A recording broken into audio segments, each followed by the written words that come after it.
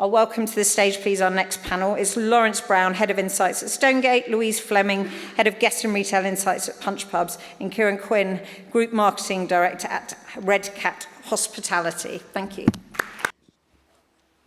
Hello. Hi. Katie's just done a brief introduction, but perhaps you could just introduce yourselves and just elaborate a little bit more on your business. Louise, as you've got a microphone, I'll start with you. Okay, yes, hi, I'm Louise Fleming. I work at Punch Pubs. I'm Head of Guest and Retail Insight. I've only been with Punch for just under a year, but I've spent most of my career in the world of hospitality and brewing in the world of marketing and insight. So. Hello, Laurence, Head of Insights at Stonegate. So we're on 4,500 pubs across leased and tenanted, operator managed and managed. I previously worked at KAM for 2 years, so great to be back. And also previously before that at dunnhumby, so grocery in the world of insights and club card. Thank you. I'm Kiran Quinn. I am the Group Marketing Director at Red Cat Hospitality, working across Red Cat Independent Pubs and the Coaching In Group, founded by Kevin Charity, two great businesses. Alongside this, I trained for 7 years as a psychotherapist. A bit unusual in this context. However, it's given me one of the most useful lenses in hospitality. So always been interested in customer behaviour, but seeing more and more different trends that Katie's spoken about, which I'll share with you. Thanks. Thank you. Okay, so we've seen a quick intro from Katie on some of the key customer trends that we're seeing at the moment that we need to be aware of. What do you think, and what is the data that you're getting in your business showing you that's changed most fundamentally with the customer behaviour in your pubs? And what do you think of that is here to stay? Kiran, I'll start with you as you've got the microphone. Yeah, that's fine. I think the biggest thing for me isn't really about what customers are buying. It's about actually how are they arriving. And Katie touched on it beautifully about connection. People are tired. I don't know where all the happy customers are, because in our business, it's about customers that are actually stressed. Life is really difficult for people, especially in uncertain times. And they are coming less frequently, but when they are coming, the emotional stakes are high. So it's about giving great service. It is about that experience being good enough for them. Is it worth it when they're spending 60, 70, 80 or 100 quid sometimes? But like Katie said, it's not really about alcohol anymore. It's about connection. And some of the businesses, especially certainly in my experience, the ones that are winning are giving people reasons to connect, whether that's quiz nights, whether that's local tribute nights. It's events that bring people together. And I think the pub is certainly that place where people are connecting. It's giving people regulation, emotional regulation again. And I think that's a great space to be in. Laurence. Sorry. Yeah, we agreed to not be too doom and gloom on here, based on some of the stuff we've heard today. But one thing that hit me that I saw recently was that only 13% of people expect their finances to improve this year. And we've got more people this year only going to the off-trade rather than sort of doing a combination or coming to the on-trade. And one thing I'm seeing consistently is that people's reason to visit is more polarizing now than it's ever been before, and it actually came up in the KAM Informants event a couple of weeks ago. So you've got people either looking for that value, price-led, or you're looking for a great experience. And that sort of middle ground where it's just kind of, oh, I'm just going to go to the pub and chat, that there's less of that now because people are obviously watching what they're spending. And I think too often we think about experience as being, oh, it's got to be a brilliant experience, so you're going to Instagram, but actually we're seeing sport, for example, just doing sport really, really well. I saw a stat the other day that 95% of people aren't able to watch their team in a stadium, so what's the next best place to do that? It's in the pub with atmosphere, or is it a great student pub and having a great experience with that? And we're seeing that our sites that do that well and sort of really anchor themselves to that are doing great. So, yeah. Thank you. Louise. Yeah, I would say that just kind of building on the slides that we just saw, probably one of the biggest changes that we're seeing is that change in day part and shifting to going out earlier and finishing earlier. However, I probably wouldn't agree that people are going out less. you know, what we're seeing in our pubs is actually people still continuing to come for the right reasons. And the right reasons are when there is that real reason to visit and when there is kind of a real experience that they can have that they can't get at home. And the pubs that are doing this really, really well are those that are really kind of in the heart of their communities. And so they will bring people in, give them a reason to visit and give them a reason to stay. And so, yes, people are coming out earlier, but actually one of the things that we need to be able to do is to help them stay longer and give them reasons to visit and reasons to keep coming back to that kind of community hub. Thank you. We know that pubs have not traditionally been sort of data-led, data-driven industry. It's been much more recent that started to become more prevalent. And Laurence, that probably leads me on to what you're doing at Stonegate with Mixer. So perhaps could you just tell us a bit more about how Mixer is helping Stonegate sort of understand the data and help their licensees understand the data? Yeah, so I'll just caveat Mixer's just in our managed pubs for now. We have it's a loyalty app, think Club Card, but for pubs. We've got around 300,000 active users on it. We do have a challenge converting those who sign up to active, and we really see the impact it has in kind of 3 areas. So you've got the guest loyalty piece. We see that they're spending more, so that's fantastic, and also can take a lot of the pressure off kind of what we're doing in site if we can do that centrally by surprising and delighting or personalized offers.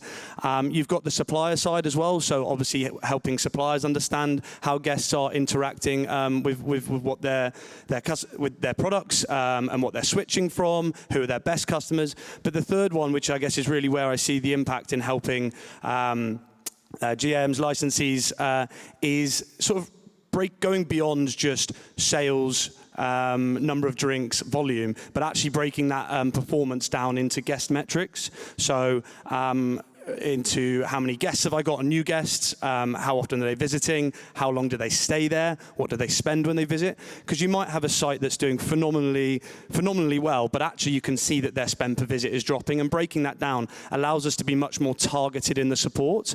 So we then link that to a playbook which goes, okay, you have a challenge with dwell time, and you also have a challenge around that post 7 p.m, which we know lots of pubs do, but you've actually got quite a lot of sports fans there. So how are we leveraging the Champions League midweek, for example, and really supporting them with that? So it just allows our support to be a lot more targeted. So we also look at game time sales, we look into more product and category-based performance, all versus how they were doing last year, all versus how they're doing benchmarked against other pubs that are similar. So it really tries to simplify it, because I saw the 7th one up there was sort of market and consumer insight. But the challenge with that is always, how do you make it right for that audience? How do you make it easy to understand? So we're really leaning on the area managers and regional managers to be the champions of that, so they can take it to their meetings with them and talk the GM or the licensee through it. So yeah, it's been really effective so far, but still very early in the journey on that.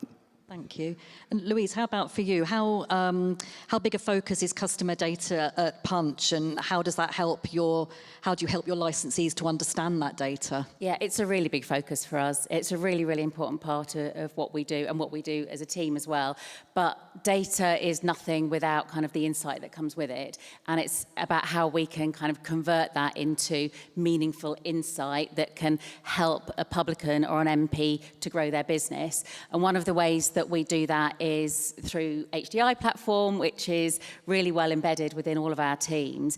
And it enables us to look at a hyperlocal level. Obviously, we use data at a macro level to track all of the trends and to track all of that as well. But what going through HDI enables us to do is to understand at a really hyperlocal level what's going on within a pub's competitor set, where their guests are spending elsewhere, where our pubs are winning, and where there are opportunities to gain new guests for occasions where they might be winning or losing. So it really helps us get that hyperlocal eye and really to use that data to really, really good effect. And the other thing that we are then able to do is overlay our own guest segmentation. So we've done a big piece of work a few years ago now to understand kind of different types of guests and what they do and where they go. And we have so much information about these guest types. And by understanding which guests are coming for which occasions, it then helps us kind of understand, okay, we want to be able to target more of those. We know that these people are, coming for a special occasion and are likely to spend more on premium food, or they want to come to watch the sport on a Saturday, or whatever it is, and enable our publicans and MPs to get kind of hyperlocal with their kind of activities as to how they can grow their sales by looking at that data. Thank you. Kiran, same question for you. Yeah, I love the HDI data. I think Mark Bentley's in here, but I won't go too much about that. But, it really certainly helps us on a local level understand where we are winning market share and where we're losing it to our competitors. The other thing that I would say is we've invested in our websites. So for us, for the coaching in group, that's, predominantly, that's still a big area for us, driving our accommodation bookings. But we can clearly see that during the customer journey, where we can make it a lot clearer, where we can actually have more call to action, where people are anxious about making certain decisions or where they're confident about making decisions, especially online. I think it's really important.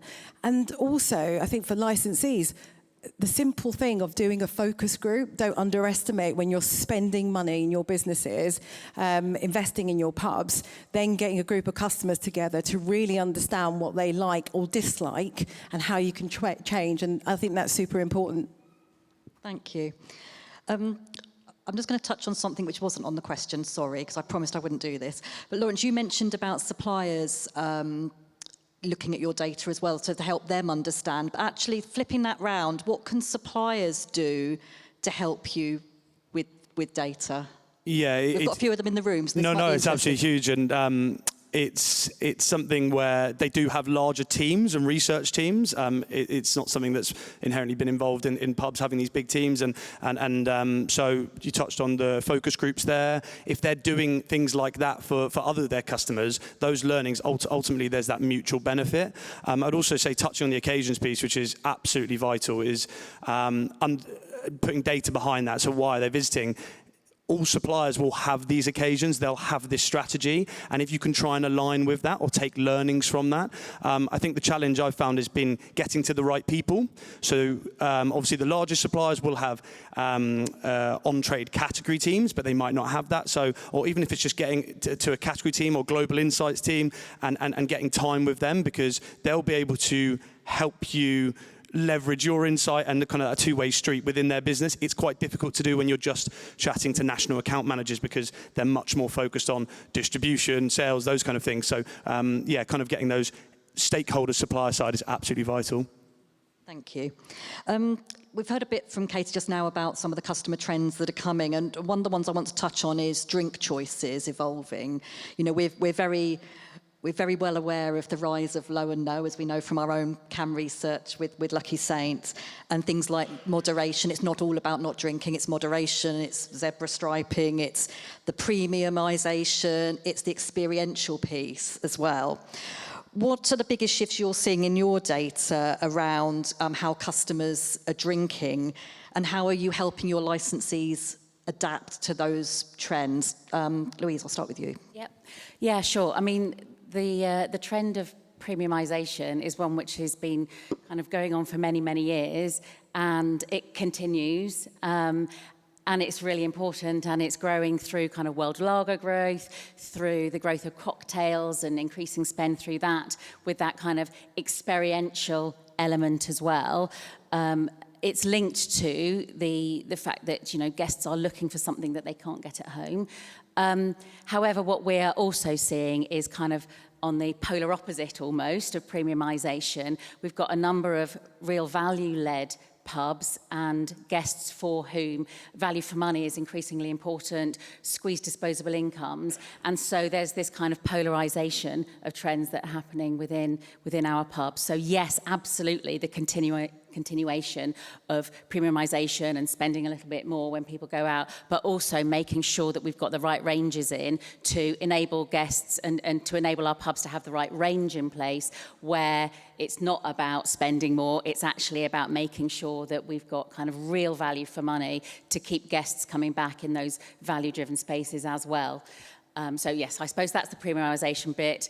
And then in terms of moderation, moderation is clearly growing. Within Punch, it's grown by 116% over the last 2 years, but it's still small in terms of low and no, is still a small category within our overall sales. We know it's important. We're continuing to invest in that, and it's about kind of making sure that we're not just putting in low and no, but it's about we are providing a range of drinks and a range of soft drinks, a range of premium soft drinks as well, so that we are keeping on top of that. And we know how different guest types are responding to that trend as well. So younger generations are tending to choose more different drink options, low and no and alcohol-free. But older generations often will tend to have one drink less, and we want to make sure that we are kind of keeping on top of that and making sure that we are, providing all options really. Lower ABV and stuff. Yes, Kiran. So yeah, we're seeing the resurgence of Guinness has to be the biggest trend that we've seen. I think in our experience is when there are uncertain times, people actually gravitate towards familiar brands, it's just been really great to see how. Guinness has seen a huge rise, and I think people will see more and more of that. Moderation, certainly seeing it in our business, low and no.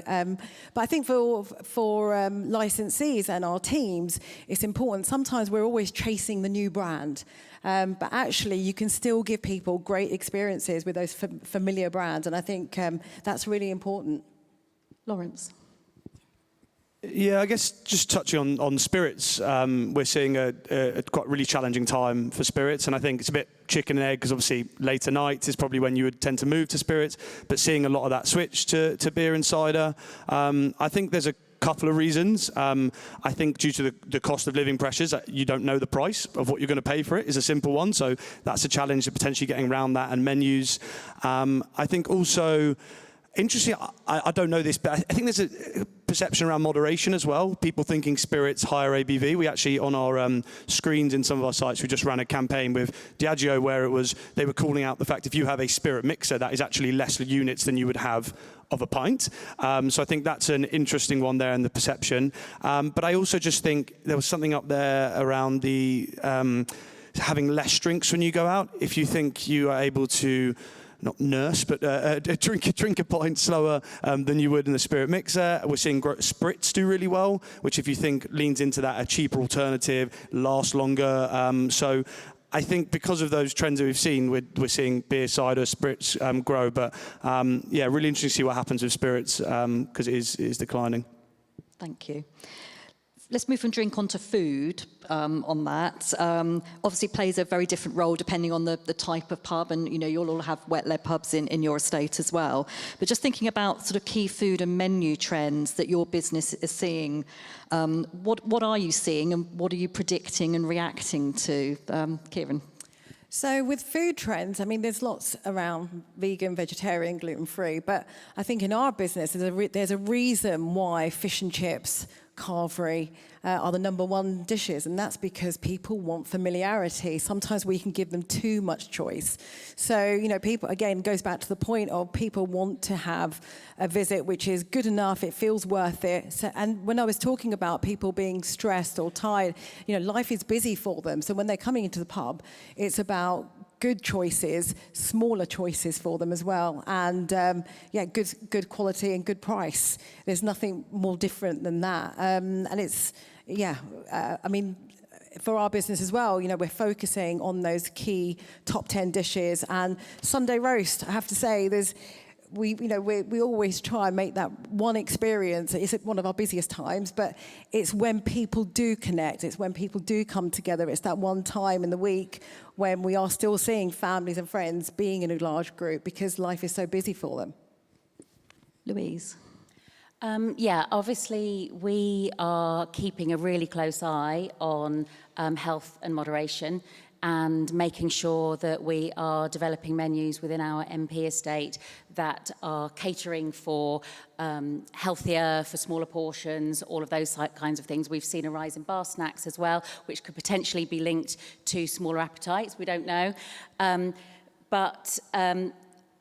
what we also see is similar to this kind of comfort is that when most guests are coming into our pubs, they're still looking for a special occasion and something where they can have a treat. And so that kind of indulgent occasion is still really, really important in pubs, whether that is, you know, if it's a real special occasion and a more premium meal, or whether it is kind of a, you know, a weekday lunch for, you know, a retired couple who eat out twice a week or whatever. The top tens remain the top tens. And yes, it's important to make sure that we are building menus that are accommodating some of these broader trends. But actually, it is the kind of the treat, the everyday treat, which is what guests are coming in for again and again and keeps them coming back. We've touched a bit on frequency, and we know that frequency or dwell time is becoming sort of slightly less. But what shifts are you seeing in your data in terms of occasions and day parts? You know, are you seeing that people are coming out earlier? I remember seeing some data from, I think it was from Zonal and CGA, that the average booking time now is 6:12 p.m., which is much, much earlier than ever historically it used to be. So what are you seeing in terms of the shift, particularly in day part and occasion? We're certainly seeing it in our business, in the coaching in group. Breakfast, brunch is now one of our biggest occasions. People are coming out earlier. The dining time for our bookings on Collins, one of the biggest times is 6 o'clock now. You know, some of our pubs are quieter at 8 o'clock. And that's where some of those events kick in. But yeah, we're certainly seeing it in our business. People aren't eating breakfast, lunch and dinner. It's some people aren't eating at all, but they are definitely eating earlier or fasting. So that gives them a shorter window, but an earlier window. Louise, what about for you? Yeah, I would echo the starting earlier, finishing earlier, absolutely.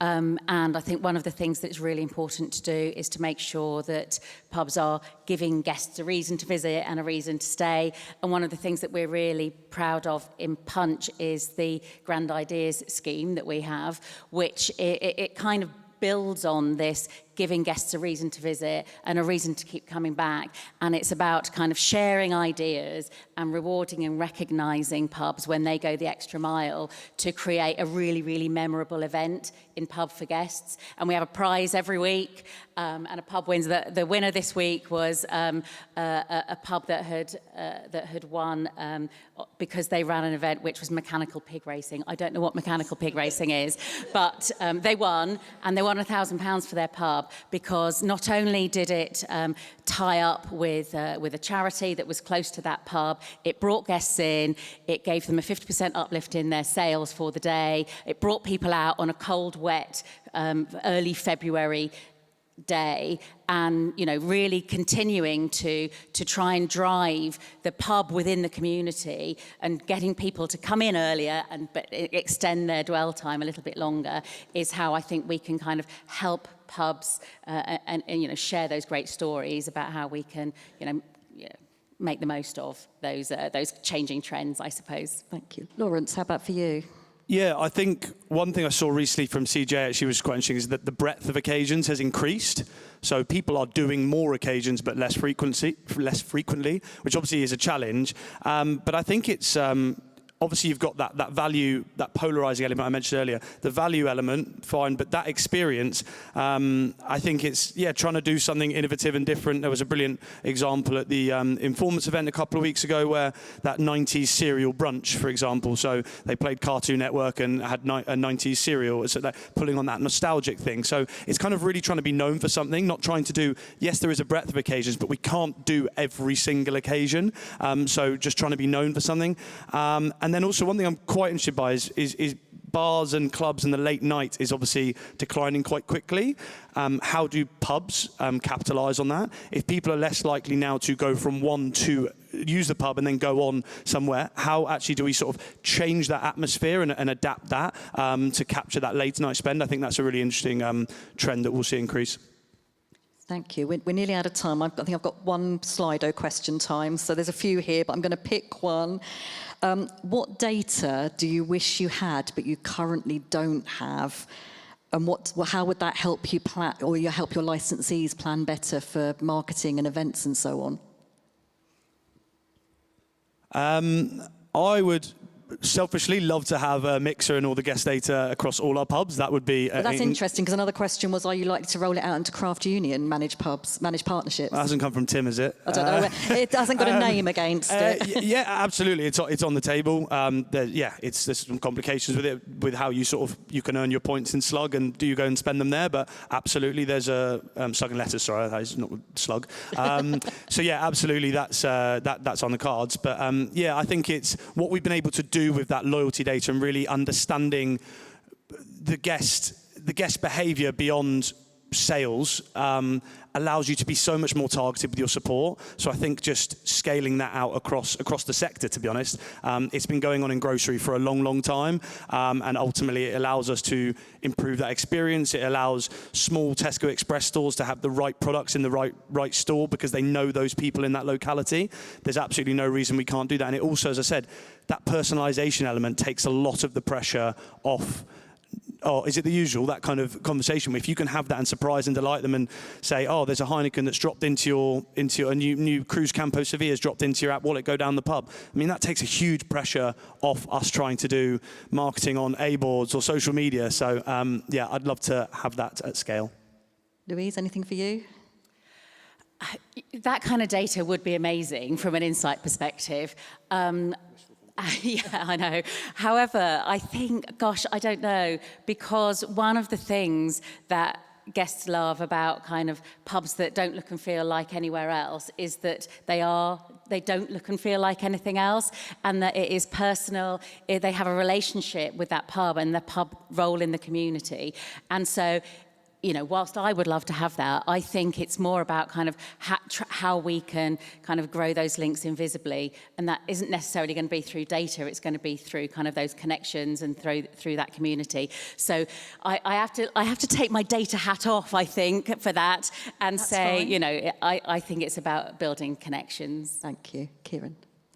I don't know. I'm sitting here thinking, what would I love? I think to what you said. I mean, we've got a database of 500,000 people, but if we could look, more people on your database, driving that data is going to be more and more powerful. So you can actually understand, more and more about what's driving that frequency, how you can give them a better experience.